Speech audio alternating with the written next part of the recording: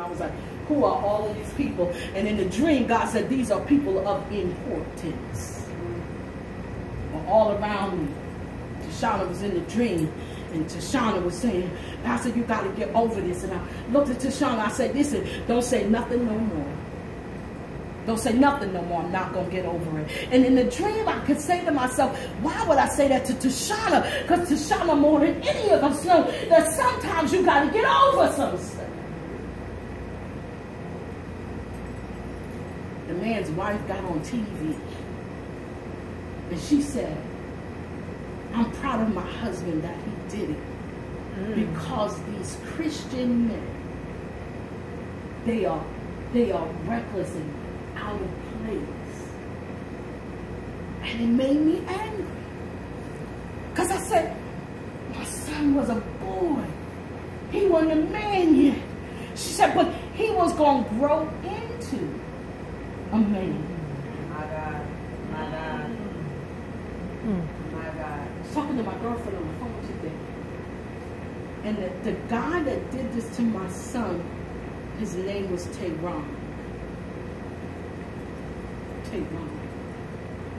And then one of the important people, he stood up. And he helped me. He said, okay, so we're going to fix something. We're going to do this for you because you refuse to do it for yourself. So we're going to do this for you. And they put the man's picture and his wife's picture up on TV. And they said, anybody who sees these people, they should kill these people. And so then the man got mad that that was put on TV. And he came to my house. And he came to confront me. But what he didn't really understand was that I was angry. I was angry because I felt like the thing that God gave me. Do you know you need to be angry about the thing that God gave you? If God gave it to you, man doesn't get to come and take it away. And then we sit back and say, we need to forgive that. No, baby, he's coming for your legacy. You don't forgive that kind of thing. God is in my head here now. You need to be mad. And I'm standing and I'm saying, God, God. And I took the knife and I stabbed him. And when I first stabbed him, blood came out. But then no more blood was coming out. I'm thinking to myself in a dream, there's no blood. And God said, you need to look down. And when I looked down at where he should have been, it was a book. It was the Quran. And I was ripping it with that knife into pieces. And I went outside, and a gentleman was coming up the walkway who had put the thing on the news, and I dropped the pieces in front of him, and I said, I need you to pray for me because I'm not sorry. And he said, yeah, you don't need to be. That thing needed to die. My God. There's some things in your life that need to die. And we so worried about what people are going to think, but that thing is killing you. It's killing the legacy that God gave to you. And the kingdom of God suffered violence. And the violence take it by force. Yeah, no, you can't have what God gave to me. You can't have it. And if you try to come and get the thing that God gave me, baby, we're going to have to fight for it. We're going to have to fight for it because you're going to have to give it back. And so we're in the house, and they were aliens. I told y'all that from the beginning, right? And these ships were coming, and they were dropping bombs. And y'all, it wasn't never hitting my house. See, worship go right there. Do you hear what God is saying?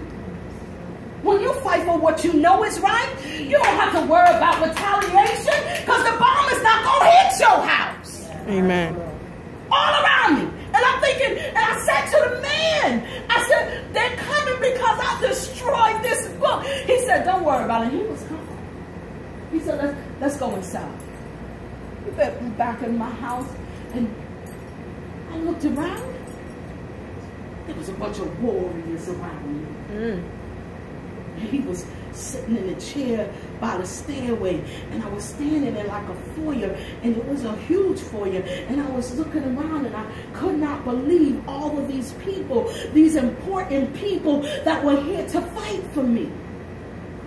And so then the mayor, the president said, yeah, you need to send her out to us. Because we've been trying to become friends with these people, and she has simply ruined that. And so the man in the corner said, yeah, no, we're not sending her out. You can't have her. If you're bad enough, you gotta come through the door. Do you understand that God dares the enemy to try to come through the door? You don't have anything to be afraid of. You are on the winning side. Yes. Amen. Yes. We say that thing, but do we believe it? Yes. Do we believe it when we run out of groceries? And we trying to figure out where the groceries coming from? Do we believe it when we don't got no money to get to work, to get to church, to get our kids? Do we believe it? Do we believe it when the rent can't be paid? We believe it? We believe it when we lose our jobs? Do we believe it, or do we run into, God, I don't know what God's going to do. I don't understand why he did it. I don't do. Is that the mode we go into? I was saying to, yeah, I'm talking now. Now I'm talking. If you're wondering if I'm talking now, I'm talking to you. We go through this thing. But we're wondering why the people's heart all of a sudden is hardened again. But I tell y'all a couple of weeks ago, God made Pharaoh mad on purpose. All right. Because the children of Israel, their blessing was wrapped up in Pharaoh being mad. Why they don't like me? Why they talking about me? Why they lying on me? Don't you know that your blessing is wrapped up all in that? And we say, God, move this mountain. You said if I say move the mountain, it be casted into the sea. And then I wait for the thing to be cast into the sea. And God said no. I ain't casting it into the sea because I need you to grow beyond this. Because guess what I need? I need some warriors. I need some folks who are willing to fight for their freedom, who are willing to fight for their victory, who are willing to fight for their deliverance, who are willing to fight for their anointing. Why? Because he died a death he didn't have to. Yes. He really walked up Golgotha's hill. Y'all, it really was nailed to the tree.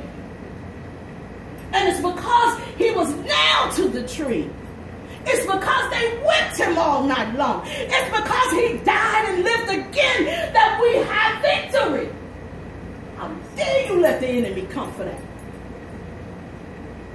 How dare you let the enemy trick you into thinking maybe you don't got the victory? What? God said you're the head. You're the head and not the tail. You wonder, that's God. Why is the word so hard? Because we are at the end of the end. And God needs some warriors who are able to stand. There's so many Christians today. I say, Lord, they're not ready. Because they're looking for the rapture. But there's a time period before the rapture that you got to live through. And we can't take, I stubbed my toe in the night. And Jesus, why you let me stub my toe? And Jesus said, the bed been there for 5 years. You forgot the bed was there? No, I ain't healing your toe. Learn how to march through the pain. I was talking to my mother. And I'll tell y'all, Dolores was a mess, right? Dolores was a mess. I had to pray, Lord, help me love my mother. Help me love my mother. Help me, Jesus, love my mother. Help me love my mother. Because Dolores was wicked.